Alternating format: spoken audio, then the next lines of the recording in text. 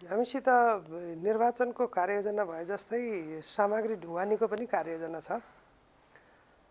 कुल 51 प्रकारका सामग्री मध्ये 37वटा सामग्री सम्बन्धित जिल्लाबाटै खरिद गरे हुनाले हामीले ढुवानी गर्नु पर्दैन र बाँकी रहेका 14 प्रकारका सामग्रीहरू ढुवानीका लागि हामीसित कार्ययोजना छ।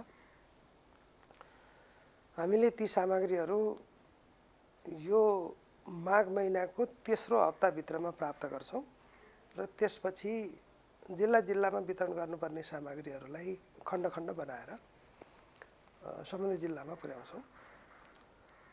त्यस्तै यहाँले चाहिँ जुन मतपत्र कुरा गर्नुभयो त्यो मतपत्र पनि 51 प्रकारका सामग्रीभित्रै पर्छ, अर्थात् आयोग आफैले चाहिँ व्यवस्था गरेर जिल्लामा पुर्याउने 14 प्रकारका सामग्रीभित्र पर्छ।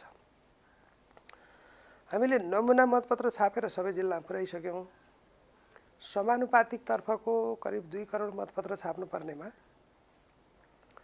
करिब 1.5 करोड छापिसक्यो। 50 लाख जति मात्रै बाँकी छ, त्यो 2-3 दिनमा त्यो कम्प्लिट हुन्छ। त्यसपछि जब यसको 9 गते माघको 9 गते यो पिटिपी तर्फको निर्वाचन चिन्ह वितरण गरिन्छ राजनीतिक दल उम्मेदवारहरूलाई, त्यसपछि त्यसको मतपत्र छपाईको काम सुरु हुन्छ। त्यो पनि हाम्रो कार्ययोजना बमोजिम यो महिनाभरिमा छपाईको काम सम्पन्न गरेर फागुनको पहिलो हप्ताभित्र सबै ठाउँमा पुर्याउने गरी हामी काम गरिरहेछौँ र हामी कार्ययोजना बमोजिम नै छौँ, ढिलो भएको छैनौँ।